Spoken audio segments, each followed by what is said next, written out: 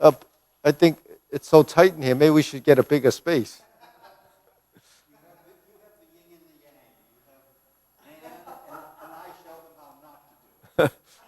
So the camera's right there.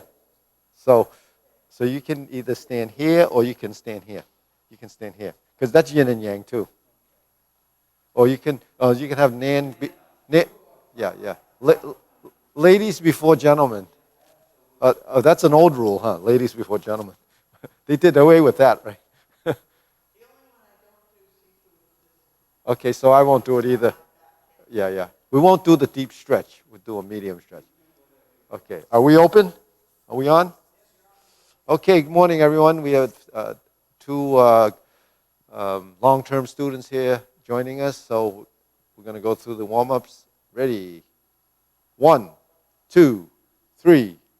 1, 2, 3. Mic on? 1, 2, 3. 1, 2, 3. 1, 2, 3. 1, 2, 3. 1, 2, 3. 1, 2, 3. 1, 2, 3. 1, 2, and stop.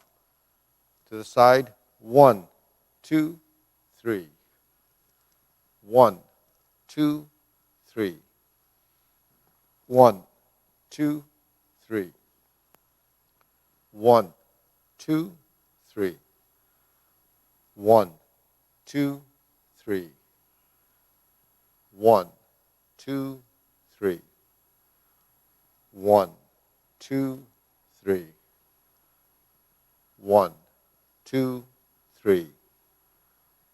1, 2, 3.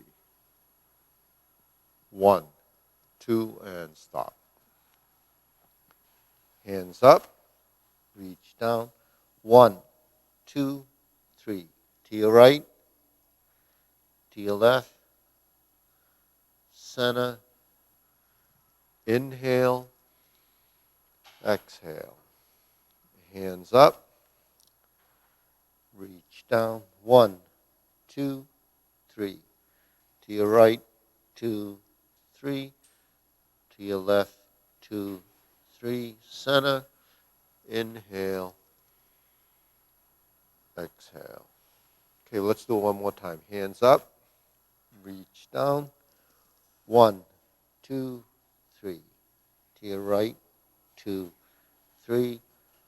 To your left. 2, 3. Center. Inhale. Exhale. Okay, hands in your waist. 1, 2, 3, 4, 5, 6, 7, 8, 9,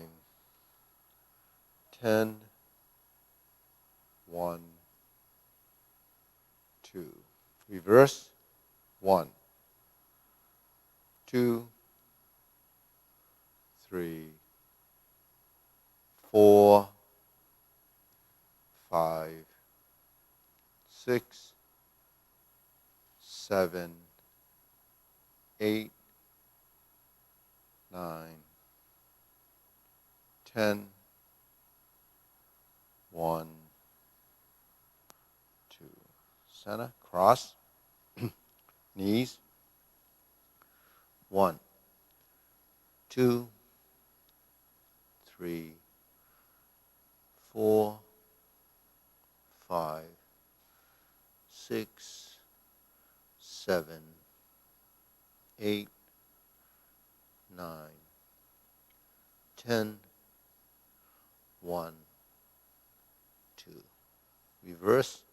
1, 2, 3, 4, 5, 6, 7, 8, 9, 10, 1, 2. Center. Hands on your waist.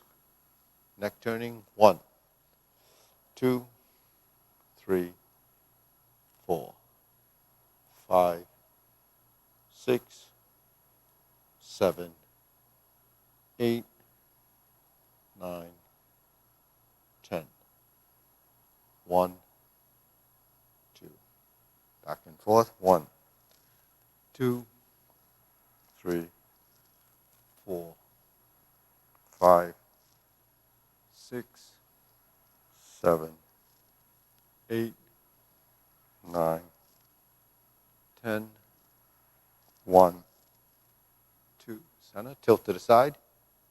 1, 2, 3, 4, 5, 6, 7, 8, 9, 10.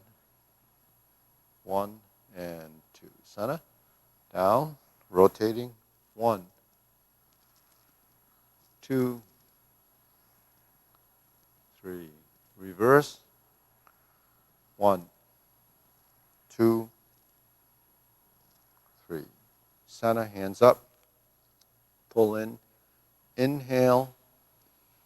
Exhale. Inhale. Exhale. Inhale. Exhale. Okay, spread your feet. Turning your shoulders. 1, 2, 3, 4, 5, 6, 7, 8, 9, 10. 1, 2, 3, 4, 5, 6, 7, 8, 9, 10. 1, 2, 3, and stop. Okay, we do a little stretching, so let's go forward. Switch.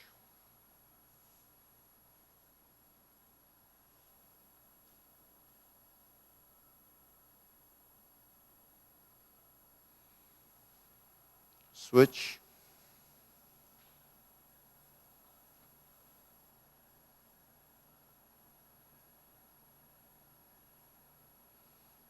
Switch.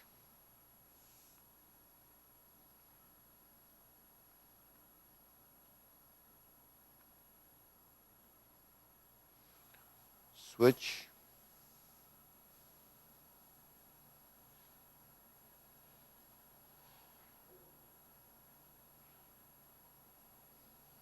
Switch. Straighten the front knee.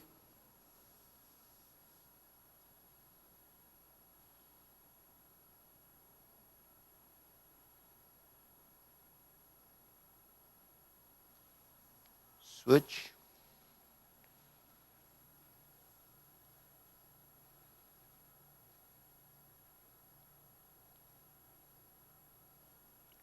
Switch again. Just work the back of the leg a bit. Stretch out. Okay, let's go one more time on the other side.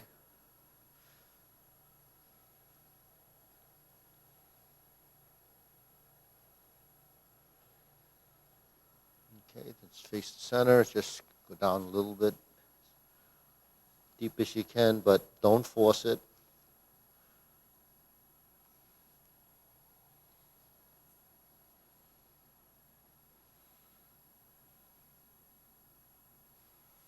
Okay, shake it out. Hands up. Pull in. Inhale. Exhale. Inhale. Exhale. Inhale. Exhale. Okay, hands in your waist. Shoulder roll. 1, 2, 3, 4, 5, 6, 7, 8, 9, 10. 1, 2. Reverse. 1, 2, 3, 4, 5, 6, 7, 8, 9, 10. 1, 2. Center. Press. Release. Exhale. Inhale.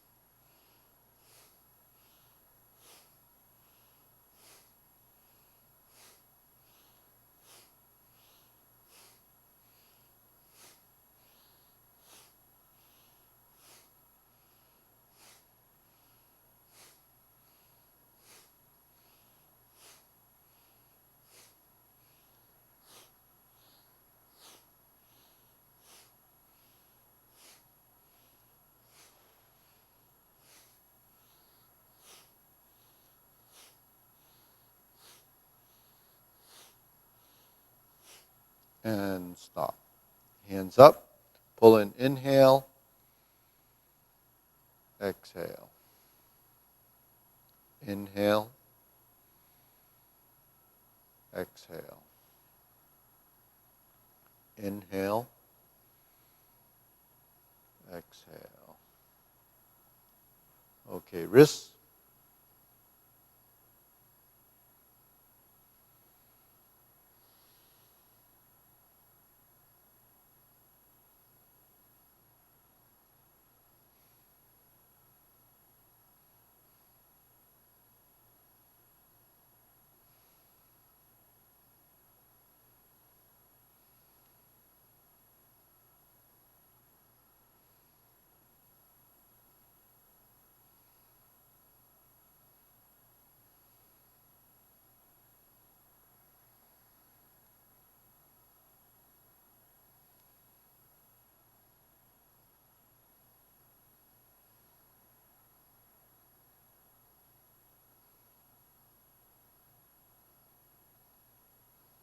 Reverse.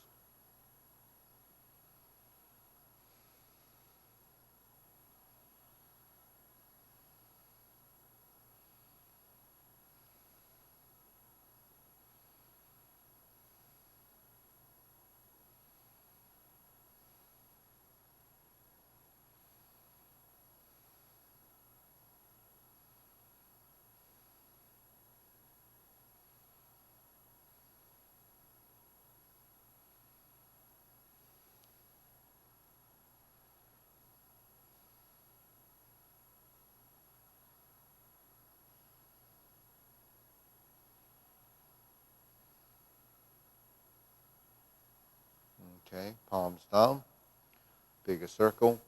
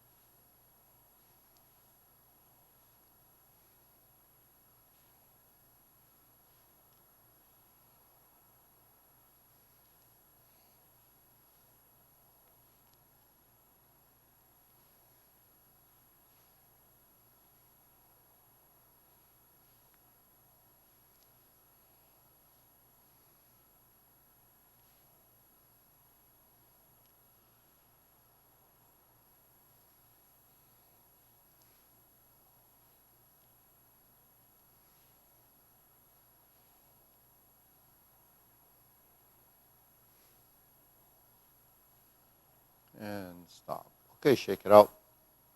Okay, let's practice our balancing a little bit. So I'm going to just go right into the leg swing.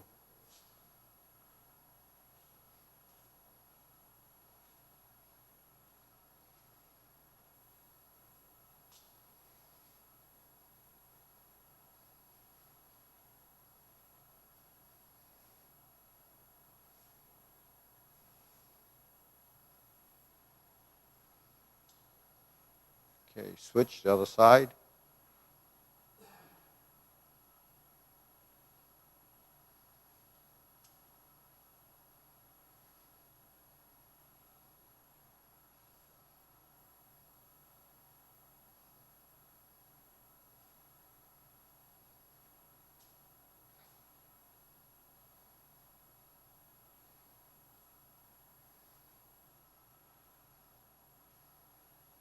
And center.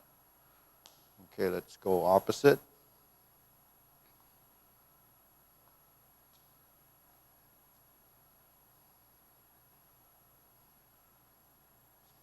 So here, okay, switch.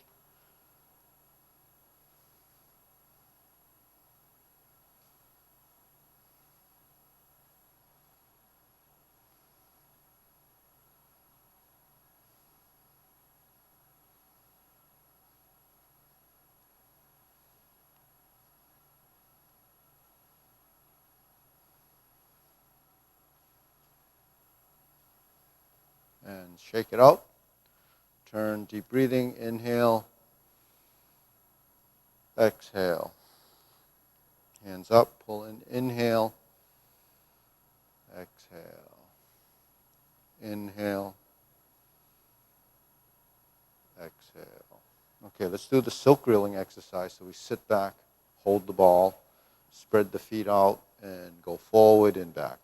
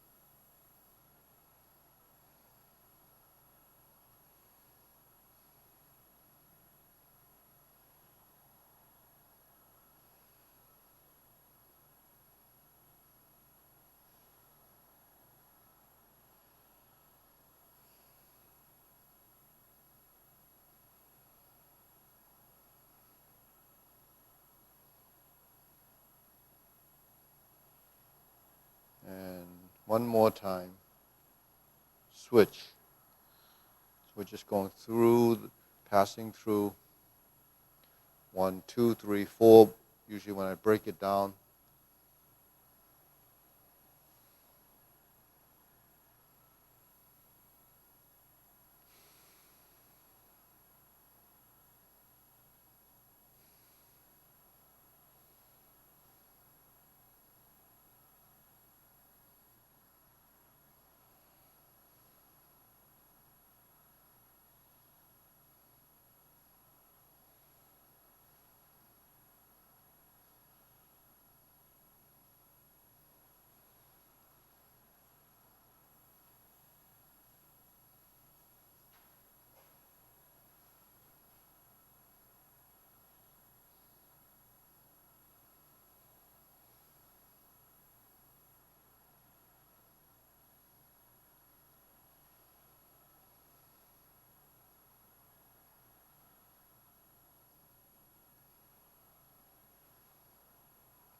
Okay. Cloud hands.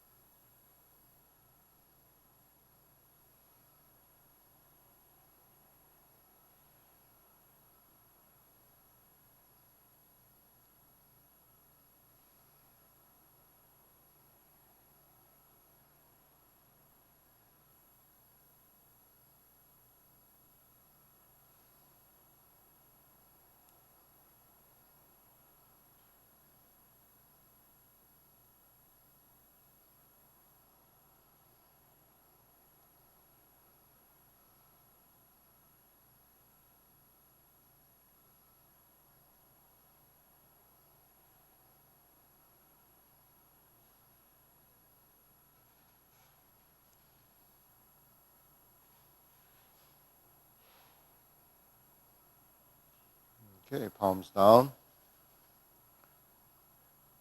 Carry tiger to the mountain.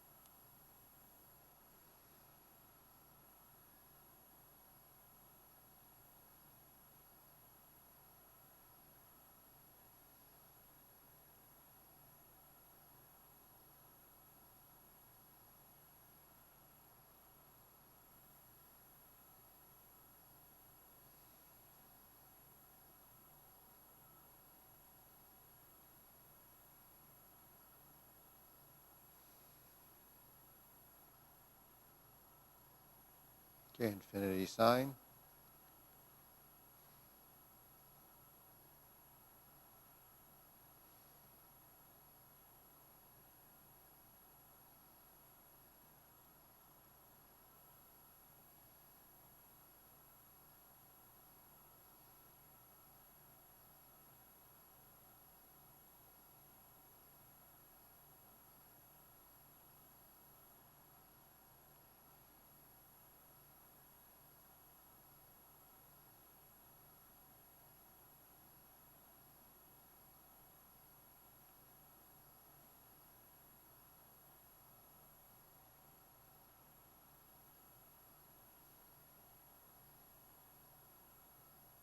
Okay, form the fist.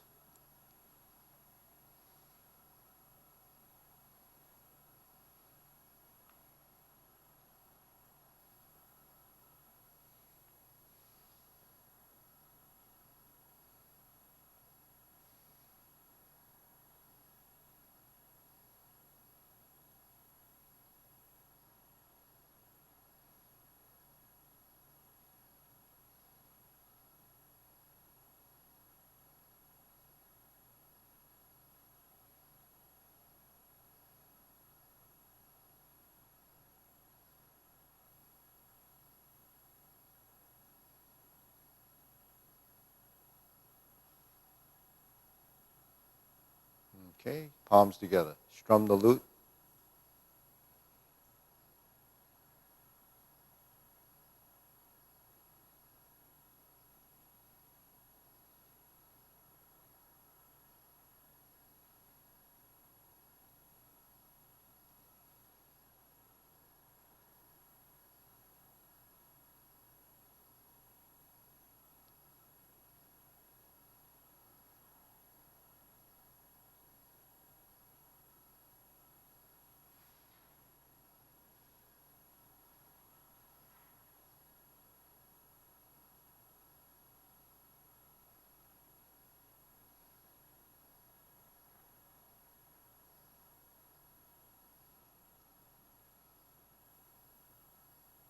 Okay, thumbs up, palms together.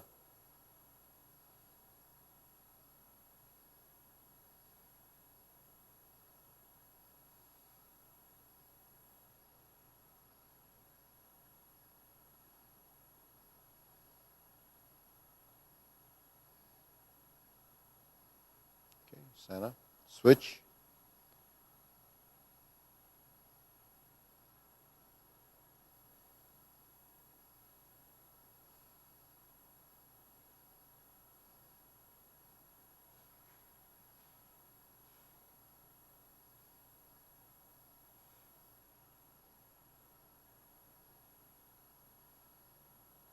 And center. Okay, deep breathing. Inhale. Exhale. Inhale. Exhale.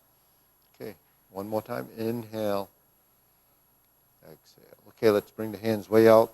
Circular. This is the triangle extended, drawing the bow.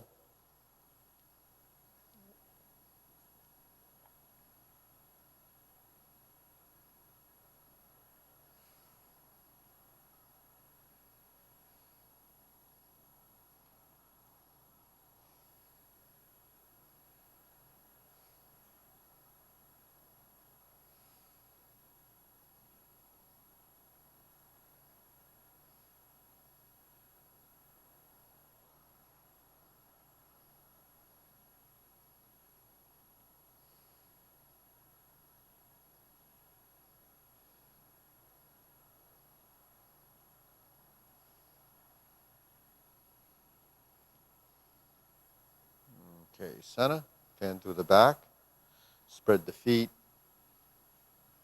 lift up.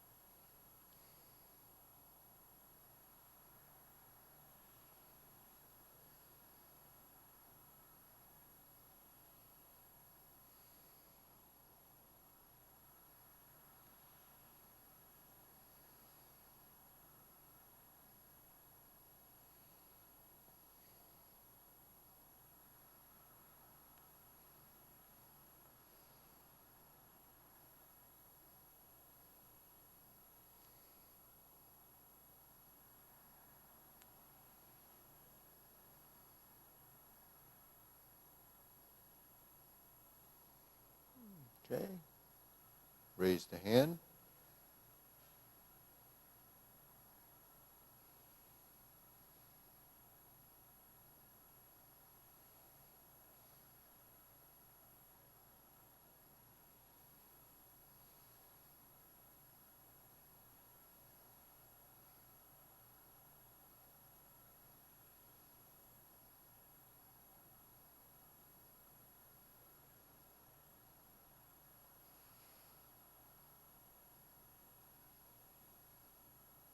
Okay, shake it out. Deep breathing, hands up. Pull in, inhale. Exhale. Inhale. Exhale. Inhale. Exhale. So let's go through the linear form like we've been doing, just to see ourselves doing the postures. So that's really kind of seeing if the positions are similar, or at least what you think you see. Anyways, so we start off with preparation, and we see if our knees are folding. Step up. There's your left side neutral. Find your center line. Horizontal press.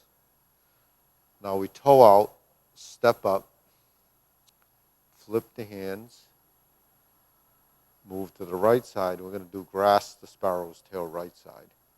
So we're just doing the movements in the sequential order, trying to use the mirror as a guideline to identify the postures. So here's single whip. Now look at my elbows and look at your elbows and see if you have the 45 degrees here, meaning this, and the 45 degrees here, meaning that corner. And then your shoulders should be cupped forward a little. The palm goes in, lower, across, and level. So now you see the hold the ball position, and you shift. Now you adjust this right foot. You see I move from here to here, and then we're in the diagonal flying. We shift to center, take a step up, and go to strum the lute position or neutral. Round out press, shift the weight. So see my hands are down here now. I go to center, shoulder width, raise the hand. Bend from the waist, stork flaps wings. And relax. Okay. Adjust the foot, step up, go to neutral position by relaxing the shoulders and elbows. Set up your hands. Brush knee 4 times.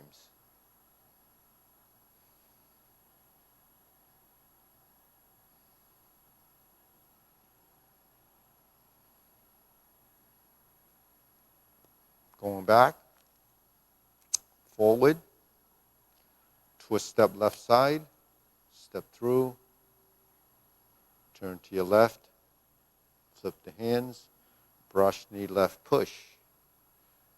Back to center, go forward, brush knee for the 4th time, passing through center, flip the elbows, brush knee.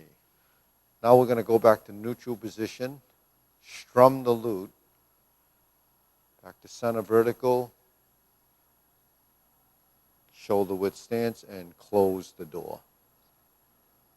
Back to neutral, form the fist, step up and punch, sit back, infinity sign, going out, in, and out. Bring the left to the outside, cross the arms, leopard and tiger springs to mountain.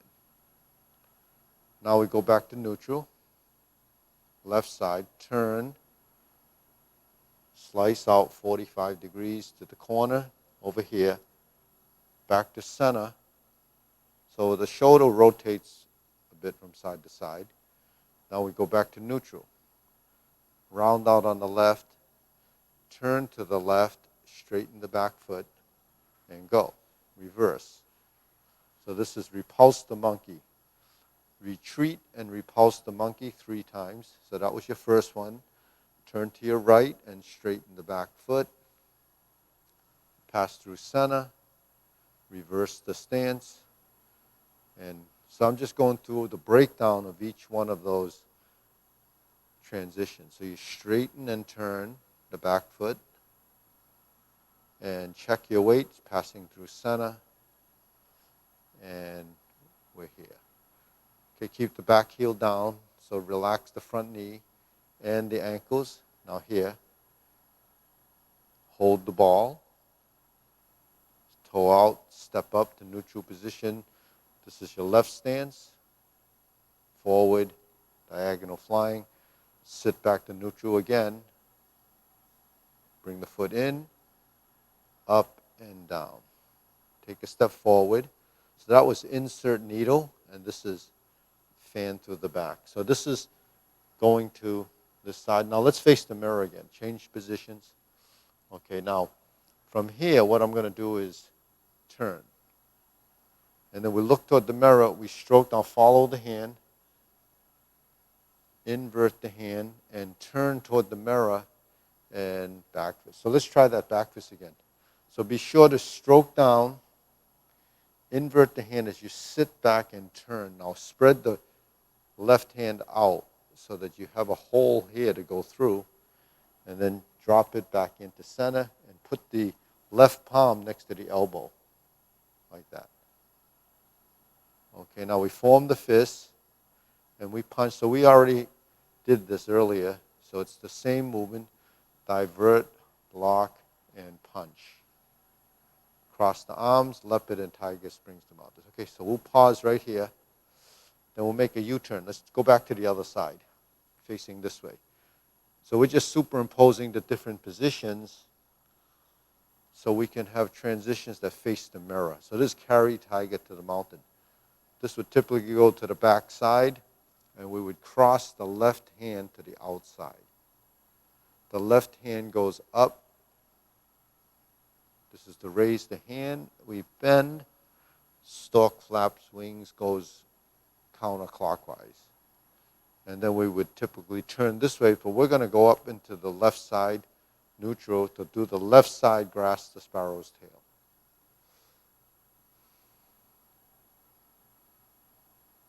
So let's try that again. Vertical, horizontal, separate the hands, go diagonally across to the lower corner, bring it across to this side because you're coming off the right to the left shoulder because it's the left push. So let's try that again. Forward, back, and forward. And the palm is facing forward. Hook your wrist, take your front foot and turn it 45 degrees. Look to that corner. Spread your feet, open the stance, single whip. Opposite side holding the ball. Flip it over. Adjust the feet.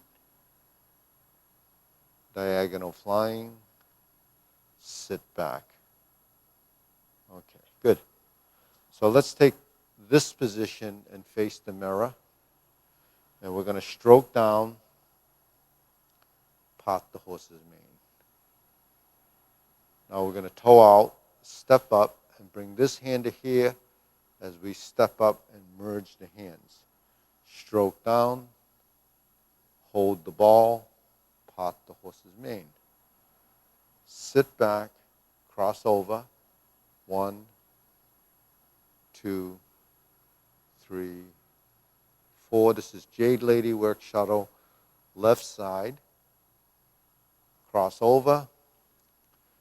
Jade Lady work shuttle, right side.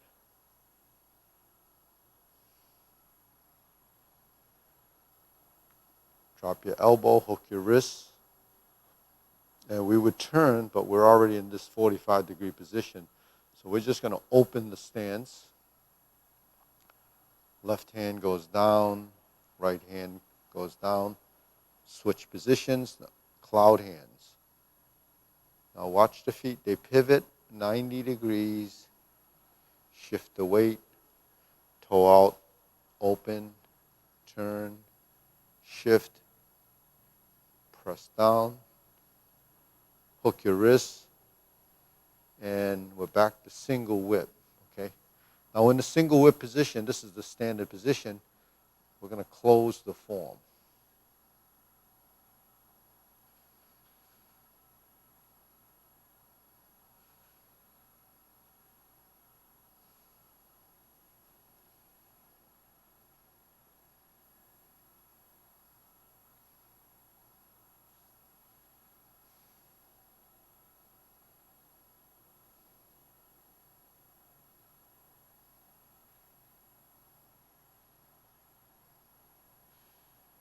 Okay, good. Deep breathing.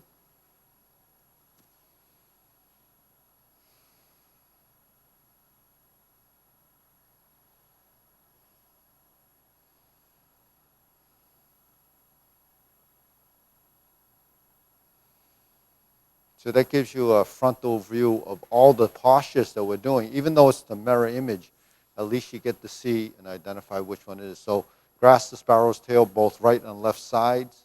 Brush knee, both left and right sides. Repulse the monkey, both left and right sides. You have Jade Lady work shuttle, both left and right sides. So those are pairs movements that are pretty consistent. Part the horse's mane is on both sides. Diagonal flying is on both sides. So singular movements would be divert and block. We do it in the drill. We form the fist and punch. Typically, punches are only on the right side. Parry and punch. is the back fist, so that happens only once. And fan through the back happens only on one side. So we do the drills to work to kind of balance that out. And then as we build an understanding of the postures by name, that gives you the idea that they're units and you can practice them individually or you can link them together and map out the form. So, all of those are different training concepts or approaches. And the important thing is when you practice your form, that you have good transitions in the weight shift. Because if Tai Chi is practiced for improving balance, mobility, improve coordination, that's what you focus on. It's not just using memory, because we can memorize anything, but not actually transfer that information into physical characteristics, which involves muscle memory, geometry of position, integration of body. All of those things become part of mobility. And then, one of the things that I talk about a lot is the conflict in movement is typically tension, or stiffness is part of tension. So the only way to avoid tension is to move. Movement is the best to keep things fluid and going. Because, rigidity, just think of a fluid. Below 32 degrees, what happens? You develop rigidity. Right? Above 32 degrees, you develop some fluidity, like water, it just flows. So we try to not go at any point into any of the rigidity parts. The only part of rigidity that you have in your body is your bones. They're rigid but then the joints are mobile and your muscles are actually controlled. They either contract or they relax. And there's a certain amount of tension in it just to keep things together, but throughout holding positions, it's just sort of a maintaining of.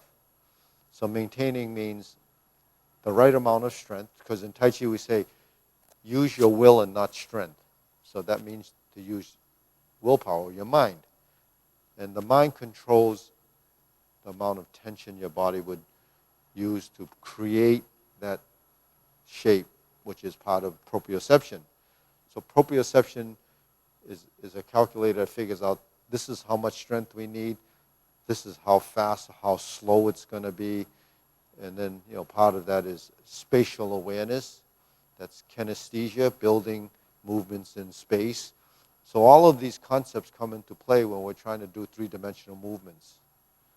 So three-dimensional movement is pretty complex stuff because we're not able to track it continuously because our body doesn't know. So what the body needs to find out is where to go in space based on those few postures that we work with, and they actually, help you through the ideas of muscle memory and what that posture is in combinations of triangles, circles, and squares. So then the transitional sides of it is the slants. The slants. That keeps movements kind of honest because you have vertical and you have horizontal, right? So between vertical and horizontal, you have to pass through the angular position, the 45 degree. So if you're working with a square and you're going from corner to corner to get from this pivot point to here and then up to there, it has to make a transition because you have a fixed point. The fixed point is your joint, right? So your joints are the fixed points, and when you move, that transition is really how you create that. So this, without moving this, would do this, and it just turns, but it's turning up in here, right? It's turning there because that's a ball and socket joint. If my hand is here and I drop my elbow, it will also turn, right? So it depends on how you create and generate the movement as to which joint you're committing to the motion. So that's really a control factor. So as we control our movements, it's really through recognition of what we're trying to achieve within the transition. So that's a learning curve. That's what sinking the elbow and relaxing the shoulder is. So when they have these principles and they say, oh, I'll sink your shoulder and I'll relax the shoulder, so it's subject to interpretation and how you perceive that to be. So the only thing that people can think about is sink your elbow and relax the shoulder. So that's the simplest concept right there, is sink the elbow, relax the shoulder. But what happens when you're here? Do you sink your elbow, relax the shoulder? Do you sink the elbow and relax? So it's throughout. Throughout your whole form should be the idea of sinking the elbow, relax the shoulder. And then when movements are generated directionally, they have to be directed. So the mind is the director. It sends the movements where it wants. That's the conscious intent. So you bring in a level of consciousness to the movement, and now you direct it. So directing it is really in patterns or lines of direction or circular motions that are created. We really can't do perfectly. You can't go from point A to point B without a manipulation of your skeletal structure to create the straightness. So something has to happen here, here, here to create the illusion of it's going straight. When you're here and you draw a line like this, and it gives you the straightness from the round. So what's the straightness from the round? Well, the straightness from the round is because now the pivot is in the spine. Your spine is a vertical axis, and if you put something out there and it turns, now it appears to be horizontal. So all the things that we're doing is creating movements in space. And the regulating of that and the control of that, the angular positions, is all through the discovery of what those lines are doing based on a standard. What's the standard? Vertical and horizontal. Because anything beyond vertical and horizontal is a variant of that angle. So by dealing with 90 degrees, 0 degrees, and 45 degrees, you develop a very keen sense of that angular position. And then every variant of that can be perceived in the body or in the mind as different. And then you adapt. So that's how sensitive your body can be if you take it to that level of understanding. So that's how people evolve when they're doing something like Tai Chi. Well, I've learned the sequence. A lot of people are very impatient. They learn the sequence, say, well, I know I've done Tai Chi before. But that's actually the intro to Tai Chi. Learning the sequence is a great memory thing, but then how's that tied to the body mechanics, to the movement, sensitivity, feeling, determining how much strength you should use? So that's all part of the ideas of and the principles based on mainly the yin and yang as one of the major concepts, because yin and yang is really about balance. Balancing of strength, balancing of body form, balancing your center of mass. All of this stuff is working toward that, what we call the central equilibrium. So that idea of balance actually is a natural phenomenon. It's in nature. There's a balance. That's why there's seasons. That's why there's days and nights. There's, all this happens because of a cycle. So when we move, you're cycling from one to other. And what's the cycling in the body? Contractions and relaxation. Manipulation of the skeletal structure. Yep. Sorry, Susan asked a question. She said a week or two ago, moving on, as you did insert the needle, you mentioned almost as an aside that we can turn our body at the same time, and that would be good. Could you demonstrate that? Say that again? She's talking about when you lift to insert the needle, Yeah. that you're turning your waist. She said, could you demonstrate that? Okay. So insert the needle as we usually in long form we would do brush knee. Then we would sit back to neutral, and then we would bring this foot to center, because there's your center. Now when you turn like this, without turning the waist and just drop it in, the only thing you're doing is bringing the weight over to here and going up and down.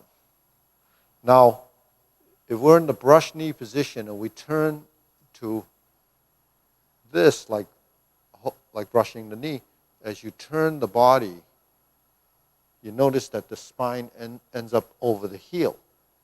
And then when the hand comes down, you drop it back in. So what you're actually doing when you're turning the waist is this. So the spine ends up in the heel. So when I turn my body here, it allows me to lift and then come back in. So what it is it's narrowing the profile of your body, which is this. This is bringing the weight over to here. This is turning your body, narrowing the profile, and finding center that way. So you add a new dimension to supplement the position so that you have a more efficient way of getting into the position. But then bring in the theory of upper-lower coordination. It requires a torso movement. So that means the rotation of the spine. So that's kind of it in a nutshell. It takes a little understanding. It happens also in golden cockroach stands on one leg. You turn the body because the spine has to be here. If you just go like this, your spine is over there, so you're not going to have balance. So how do you discover that? You discover that from doing it a long, long time, and then your body finds sort of a natural way of doing it if you release the tension in your body. Now, if the body doesn't release tension, then you hold the position and you can still do it, but there's not an integration of the coordinates, the limbs, and at the same time, your body doesn't understand the difference between finding your central equilibrium or the balance point that we're striving to discover. So that's what happens. So that's when a teacher kind of gives you a tip or gives you the advice that this is what happens, but then your body has to be ready to accept the information. And if it doesn't, then it's not that it's a conflict, but it's a learning curve. Then you have to go through it to kind of understand what you were told. So that's a constant process. So that's that thing that they said, like in the old Popular Science magazine, you see the guy going through this ingenious thing, and all of a sudden a light bulb pops up over your head. That's the aha moments. Those aha moments are the moments that you go through during your discovery, that principle, that concept, now all of a sudden made sense. So that's what happens, and you would say, oh, so that's what he was talking about. So that happens a lot if you practice. If you don't practice, it actually doesn't really go there because it doesn't know. Okay, let's go through the long form. So that's kind of principles and theories, right? Okay.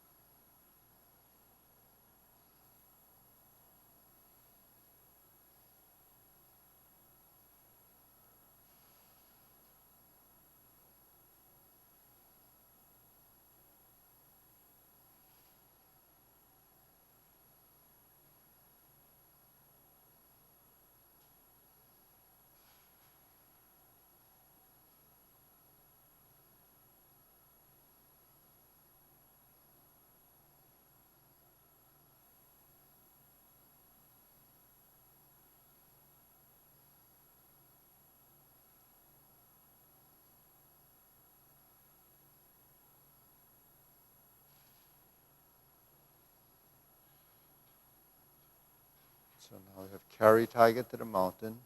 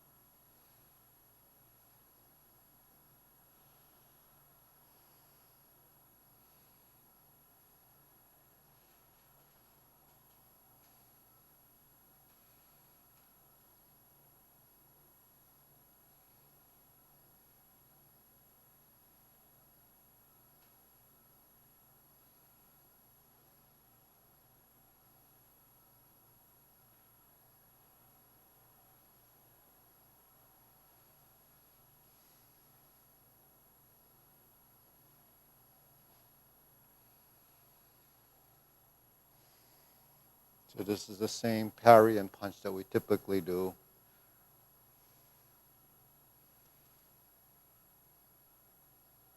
Same infinity sign.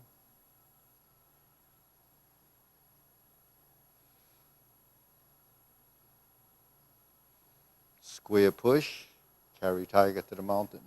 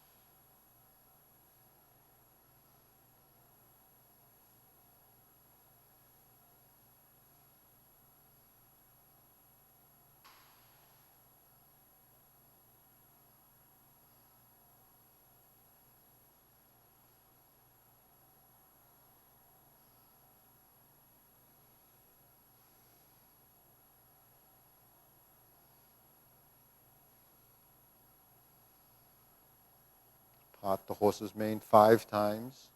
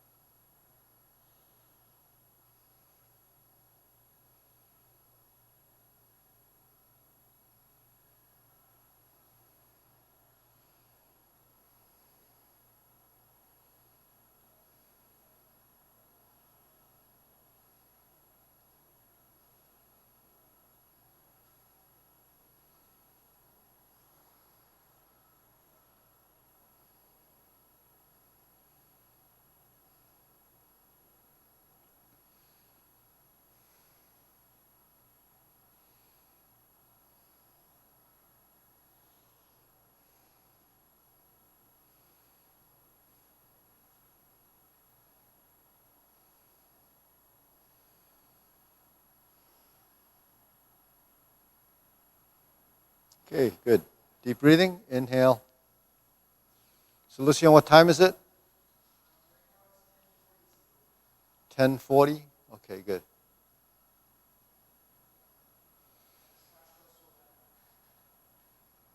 Yeah. So the long form, it's just an extension of what we do in the paradigm form, but it's really doing the form sequentially like twice. There's always sections of repeat there. So when we repeat the movement, it just reinforces everything that we're doing. But at the same time, because it takes 15 to 17 minutes to do, it becomes a meditative exercise. So when they speak of active meditation as one of the concepts of Tai Chi, because it's meditation in motion, it's not really just standing.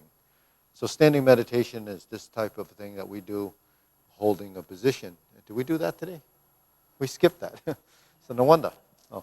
So the standing meditation is just holding a position, but at the same time, that helps you develop sort of postural muscle memory. And you learn through holding positions over time to delete any excessiveness in the body. Because when you first go into a position like this, and you bend your knees, you don't really, you're mimicking the movement. So you don't really know how much is required to bend your knees.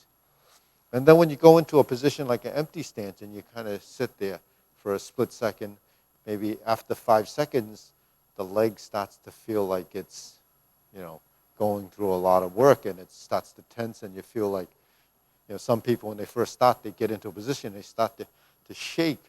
And why does that happen is because the first time you fold and sit into your stance, you're not relaxed.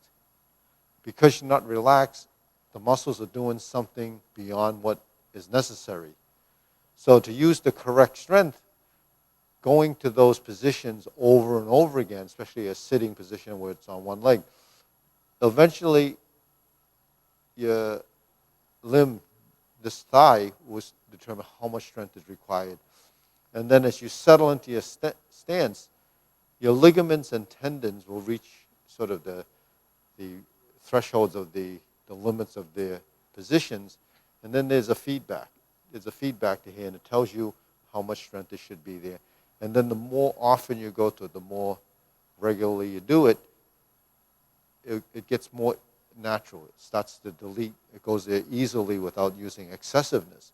So when we speak of yin and yang, what are the two extremes? Excessiveness is going here, and then you're tense, and it starts to cramp up or get knotted up or start to shake because it's losing energy. It requires a certain amount of energy to keep those muscles working and contracted. But when you're first learning it, you're not really conditioned for that. So without the conditioning, which requires endurance, then you need to stand there for a lot longer to strengthen the leg muscles. But the thing is, as you do something like Tai Chi, and you have this adaptability, which is usually a conflict in a lot of other disciplines, because you don't want to trick your muscles. In Tai Chi, we want to actually work it so that it gets rid of any excessiveness, because you're developing it through a natural structural integrated position that allows you to maintain the position with the minimum amount of strength, right? So what happens when it becomes to that level of understanding? Your body gets more efficient, and you conserve energy. So that's like, in a nutshell, how simple it can be, but yet it's not easy to do. So conserving energy is not wasting energy by using too much. Stress, tension, anxiety wastes a lot of energy. Yep. Standing like this is relaxed, is comfortable. I don't feel tense. Right. If I shift my weight in order to balance, Yeah. I move my hips over.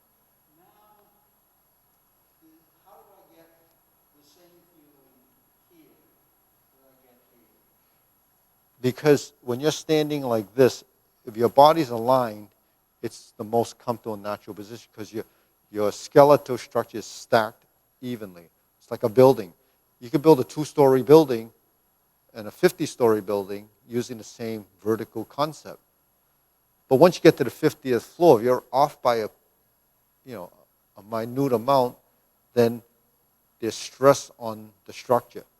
So if your body shifts to one side, you've taken the 50-50 ratio to one side. Now you put a little stress on the body. That stress has to be dealt with by how your body responds to it. So the more relaxed you are, the easier it is to find the next structure that you need to support that weight.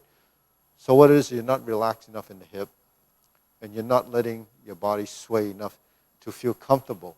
But the soles of your feet and the way your feet respond to that shift is also critical, because it still sends the feedback up to here to let you know what's going on.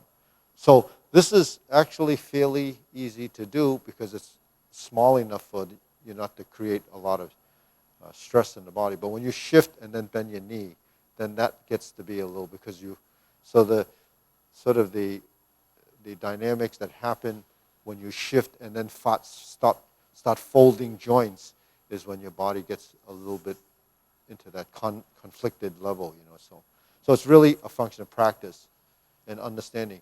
So standing like this, you probably do it a lot, and you probably did it a lot when you were working. But at the same time, you get to sit down too. But where your body is, like if you're like this and you're leaning forward just a little bit, it takes the muscles here to hold you from tipping over. So how much is that? Even then, when you're like that, your back can get knotted up. Because in the lower back here, we don't have a whole lot of circulation, because the muscles are a lot of connective tissue rather than the big muscles. So your big muscles can deal with strength a lot better. This doesn't have a lot. So you have to rely on body form. But moving and twisting actually will help some of that. Because sometimes when you shift just like this, while you see me swinging my arms, there's a center line. So if you don't shift your body enough and you don't turn to get the smaller profile, then what ends up happening, it's this. Why? Because the center of mass is not in the right place. It has to be over this foot. So the only way to control that center of mass is something like what Susan Filene was asking. When you turn your body, that creates a tracking of movement that's much more in line with your line of movement. Because what we're dealing with when we deal with movement is direction and force. Right? Direction, they're vectors. Vectors have a direction of force that has to be guided. Because once it's misguided by some external action, you have to compensate for that. So that's sort of like the physics of our movement. We have to kind of know where the body is going in order to control it. So, so the important thing is, if you want to find your center and you can't find it, then you put your hands on your hip like this, and then you can feel that joint kind of protruding to one side. Now, if the joint has been compromised, or if it's injured, or maybe there's deposits in there and it's not flexible enough to go there without discomfort, then you'll probably have a little trouble finding that position. But if there's no discomfort and you're doing it, then eventually, if there is stuff in there that doesn't allow you to go there, you'll break it up, because your body wants to do that, and you'll adapt, and you'll find that position. So, I mean, the human body is pretty amazing at what it can do and what it can't do, but the thing is, this is a training. When you're working with movement, it's really a physical training and a mental training in this instance, because you have to discover. And because we're working with every component, every system in our body, believe it or not, it all gets heightened. It gets, your breath, your movement, your coordination, the upper, lower, your right and left, has to kind of develop a relationship. And that relationship is internal too. Your organs work together. That's why when we speak, I've been speaking the last few days about, what does it mean to be healthy? It means to be healthy as your body is functioning properly, all the organs are working right. If not, then you have to take some kind of medication to try to balance all of that out. So, that is really what happens.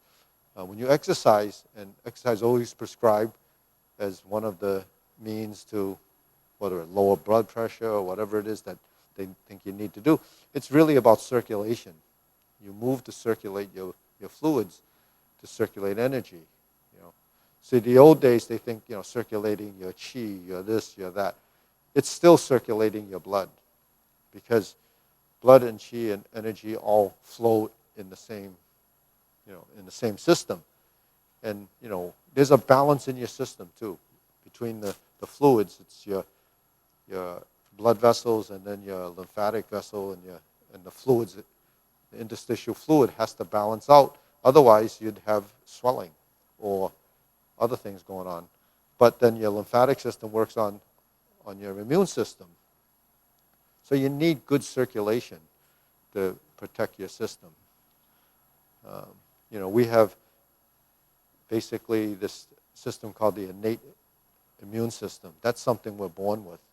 Then you have the adaptive immune system that comes in when you get different diseases, and you either self-cure it or you take medication like these vaccines that they're trying to do, and then that adapts you to whatever's going. But if you have a pretty strong innate immune system from what we do from exercise, then you should be in pretty good condition.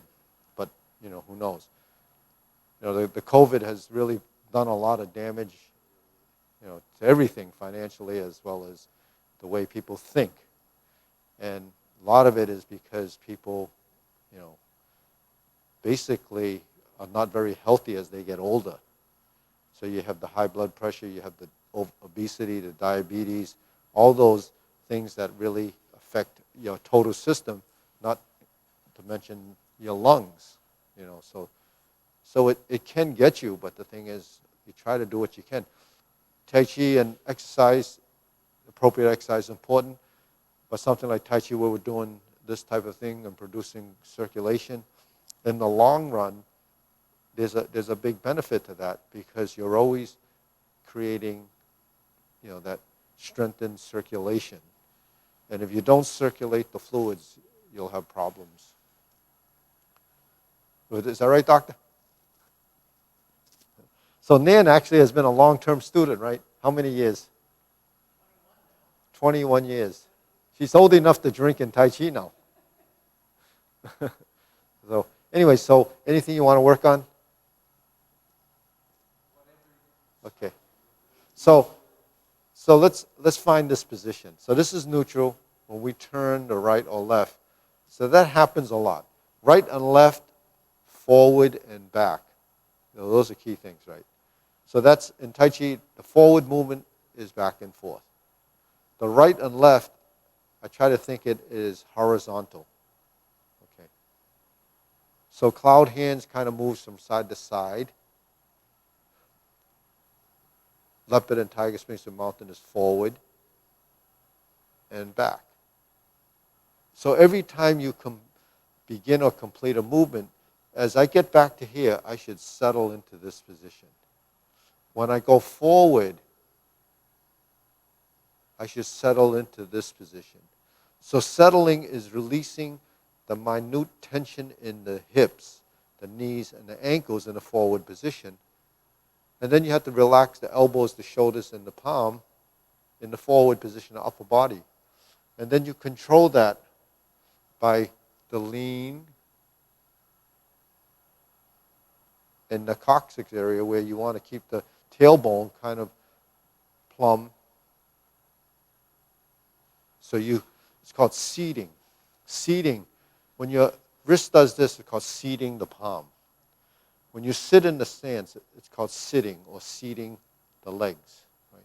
So seating is something that you have to build as an integrated motion. So when you sit in your positions and you finalize your position, it's seating your palms, and it all ties to the rest of your body as a relationship that all ends for that split second at the same time. So when we're like this, if I turn this way, that's finished. So when I'm here, I should feel like I'm seated. When I'm here, you're seating relaxing the elbow, releasing the shoulder, bending the knee in a sense, but not bending it anymore, just releasing. Because during the transition, you're going to have a little bit of dimensional strength. But once you get to this position, you have to let it go to find a new direction. So multi-directional movement happens as you transition through space. So that's why when we're doing movements in Tai Chi, we have to be very aware and conscious about what's going on in the body. But we really should be conscious about what's going on in the joints. And the joints are very important. Yeah.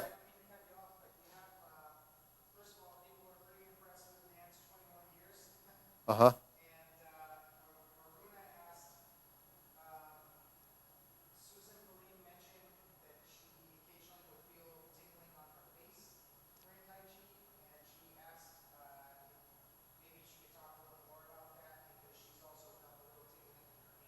Yeah.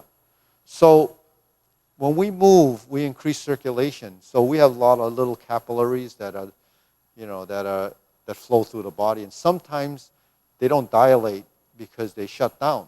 Capillaries shut down because they have these little valves built into them. So as you expand and circulation improves, it picks up on that and it goes to your fingertips, it goes to your face, so that's bringing circulation to the surface area. So most of your circulation is happening a little deeper than that until you bring it out, and then it starts. So on a hot day, when your body wants to get rid of heat and so forth because it's warm, your capillaries open, you get swelling. In the wintertime, those capillaries shut down because they want to conserve the heat and energy more internally. So that's why your hands get cold and your feet get cold, because the circulation leaves it. But when your circulation expands, like when we hold the position or this, the capillaries expand, and then your circulation goes there. So it brings nutrients, and it's good. Your hands will get red, in your face. Some people, when someone gets red in the face, it's just you're developing that feeling of sensitivity. So your sensitivity is heightening than feeling that little thing. But if you're not paying attention to it, or you're just rushing around, it's happening anyways, but you're not actually detecting it. So, circulation, like I mentioned, happens through movements. And movements is the key to circulation. So that's why when we do all these exercises, why don't we just do this? There's going to be, but that's just a muscle contraction. And blood will go there, and it produces the energy to do this. But it's not relaxed enough. In fact, if you do too much of that, you create a lot of inflammation. Because the muscle tissue, if you overwork it, will break down a little bit, then has to repair itself, and then it goes through that whole process. But as you age, a lot of that recovery doesn't happen as fast. So that's one of the things that are not as good. So that's why young people, even when they say infants, they get a little cut, they heal. You don't see any scarring really because they have a lot of collagen in their skin. So as you get older, a lot of this stuff deteriorates, and some of it is because our nutrition is not balanced enough, or we don't get enough of a lot of things that we need in the body to support that. So, I mean, it's not easy. It's pretty complex stuff that we start to try to figure all this out. But essentially, movement is driving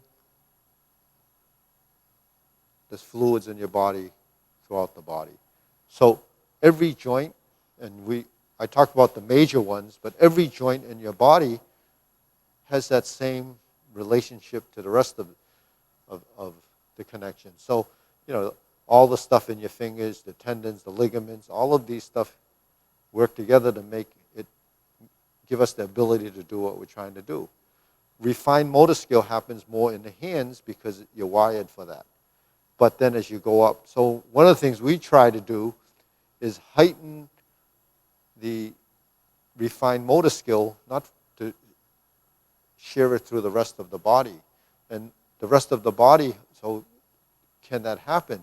Well, in the sense that you become more aware and sensitive, that the forearm has a different feeling than it's just a big blob of muscles creating, strength in the hands. You can feel, you can touch. So all of these things become heightened in sensitivity. and how you maneuver. Like if the muscle groups contract all at once, you're going to get a big contraction that's going to be strong, intense, and stiff. But if it cycles through, then it becomes gentle and fluid, right?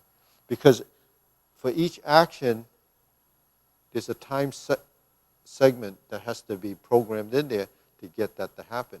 You know, if I move this finger or this finger or this finger, they're all different actions. When I do this, when we do this, when we do this, all of these are actions. When we're like this, those are changes, and those changes is really a level beyond what we're talking about now, but it's really defining the real direction of the force. So if my hand goes like this, it's going to be different when it's like this, even with the turn, because the intent of the movement changes. It's the gesturing that changes your movement. So as we advance, those kind of things happen. One of the things I mentioned is, like if I point at you, that's a gesture. But the intent of that gesture becomes really connected. And if someone points at you and you see it, it's like, is that toward me? So that gesture defines a direction, and that becomes a connection. So when you push and you settle the palm, that's a gesture. Now that creates the alignment of that to come to the palm. When we do this, when the hand comes down and then you control the wrist, or you control the hand and the insert needle, or you sink your elbow and create the finger position like this, they're all different gestures, but at the same time, it creates different structures that have mechanical advantages.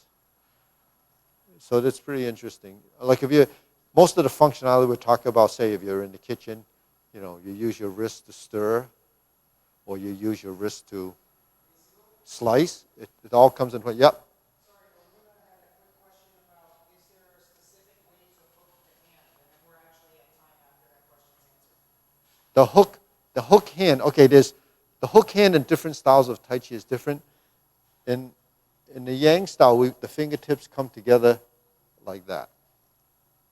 In the Wu style, we fold these three and put these two together like this. So it looks like this, the hook hand. So the thumb and index finger come together like this. Okay, we'll see you, Nan. So there she goes. She's off and running. Okay, so this is the hook hand here. The Chen style hooks the hand with the thumb on the outside, and it looks more like a round, like holding a hollow here. So what we try to do is pull the finger together like this toward the meaty part of the hair, and put the hand like that, and then drop the wrist. So it looks like that. Okay, so that's the hook hand. And the palm hand in the single whip is turned this way, but then the thumb is a little bit pulled in here, because this can flatten or it can round. So that's hollowing here.